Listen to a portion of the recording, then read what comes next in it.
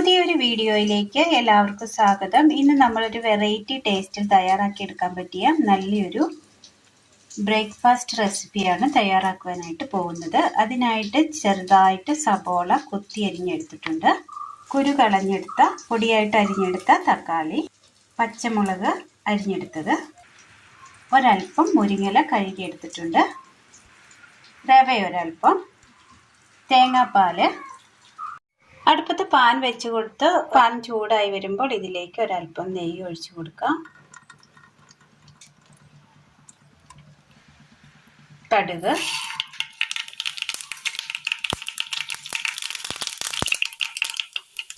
ഇതിലേക്ക് റവ ഇട്ട് കൊടുക്കാം.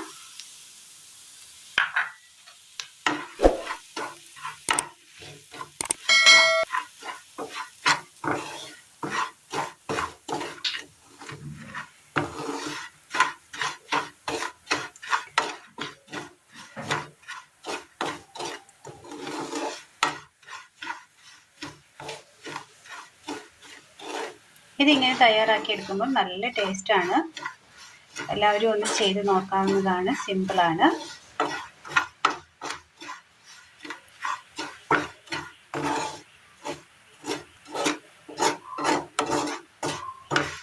റവ ഇതുപോലെ വറുത്തെടുക്കേണ്ട ഒരു ബുദ്ധിമുട്ട് മാത്രമേ ഉള്ളൂ. പെട്ടെന്ന് റെഡിയാക്കി എടുക്കാൻ പറ്റിയ നല്ലൊരു ബ്രേക്ക്ഫാസ്റ്റ് റെസിപ്പിയാണ്.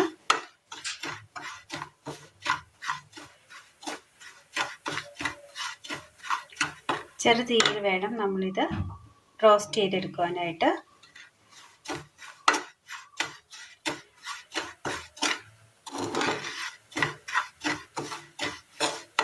റോസ്റ്റായി കിട്ടിയിട്ടുണ്ട്. തീ ഓഫ് ചെയ്യാം. എന്നിട്ട് ഇതൊന്ന് തണുക്കാനായിട്ട് വെയിറ്റ് ചെയ്യാം. നെയ്യിൽ നമ്മൾ വറുത്തെടുത്തുകൊണ്ട് തന്നെ നല്ലൊരു സ്മെല്ലൊക്കെ വന്നിട്ടുണ്ട്.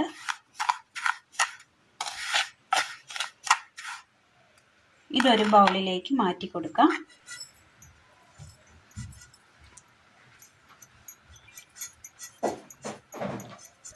ഇതൊന്ന് നല്ലതുപോലെ ചൂടാറി കിട്ടിയിട്ടുണ്ട്.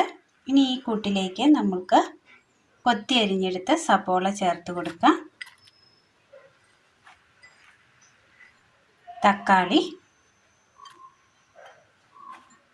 ഒരു ചെറിയൊരു തക്കാളി എടുത്ത്, നമ്മളിത് ചെറിയൊരു അളവിലാണ് തയ്യാറാക്കുന്നത്, അതുകൊണ്ടാണ് എല്ലാം അല്പമായിട്ട് എടുത്തത്.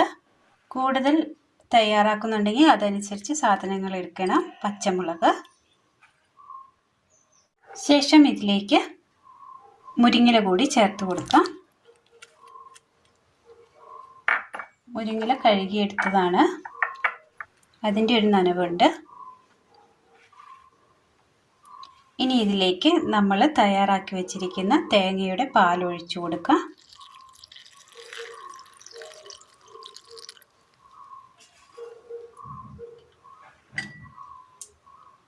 ഒന്ന് മിക്സ് ചെയ്യാം.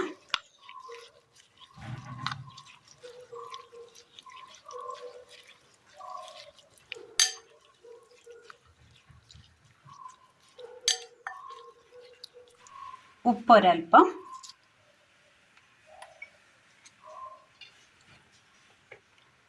ബേക്കിംഗ് സോഡ, മിക്സ് ചെയ്തെടുക്കാം.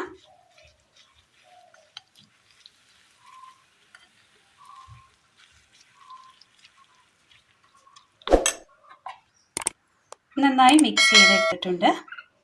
ഈ മാവ് ഒരു 10-15 മിനിറ്റ് നേരം നമ്മൾ മൂടി വെച്ചിരുന്നു. അപ്പോൾ ആ റവയിലേക്ക് ആ പാലൊക്കെ ഒന്ന് വലിഞ്ഞ് ഇതുപോലെ കട്ടയായി കിട്ടിയിട്ടുണ്ട്. ശേഷം ഇതിലേക്ക് ഒരൽപ്പം പാലും കൂടി ഒഴിച്ചു കൊടുക്കാം.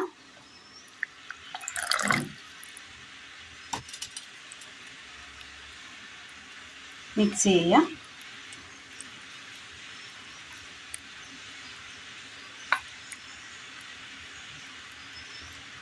ഇഡ്ഡലി പാത്രത്തിൽ ഒരൽപ്പം വെള്ളം വെച്ച് കൊടുത്ത് നന്നായി ഒന്ന് തിളച്ച് വന്നിട്ടുണ്ട്. ഇഡ്ഡലി തട്ടിൽ നമ്മൾ അല്പം നെയ്യ് തടവി കൊടുത്തിട്ടുണ്ട്. ഇനി ഇതിലേക്ക് നമുക്ക് ഈ കൂട്ട് ഒഴിച്ചു കൊടുക്കാം.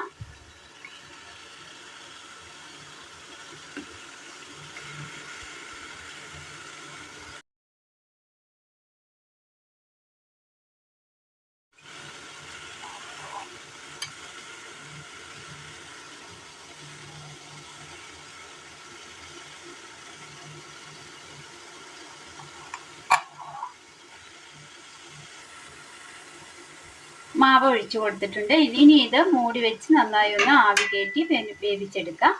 വെന്ത് കിട്ടിയിട്ടുണ്ട്. ഇതൊന്ന് തണുക്കാനായിട്ട് മാറ്റി വെക്കാം. ഒരു പാത്രം എടുത്തതിന് ശേഷം അതിലേക്ക് നമ്മൾ ഇഡ്ഡലി വെച്ച് കൊടുക്കാം. ഇതിങ്ങനെ കഴിക്കുമ്പോൾ ഇതിന് പ്രത്യേകിച്ച് കറികളൊന്നും തന്നെ വേണമെന്നില്ല. വളരെ ഹെൽത്തിയായ നല്ലൊരു റെസിപ്പിയാണ് ഇന്ന് നമ്മൾ തയ്യാറാക്കിയത്. എല്ലാവർക്കും ഒന്ന് ചെയ്ത് നോക്കാവുന്നതാണ്. വളരെ സിമ്പിളാണ്.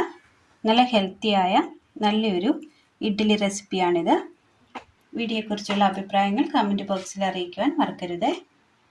അപ്പോൾ എല്ലാവർക്കും ഇഷ്ടമായി എന്ന് വിചാരിക്കുന്നു. ഇഷ്ടമായാൽ ലൈക്ക് ചെയ്യാനും ഷെയർ ചെയ്യാനും സബ്സ്ക്രൈബ് ചെയ്യാനും മറക്കരുത്. Thank you.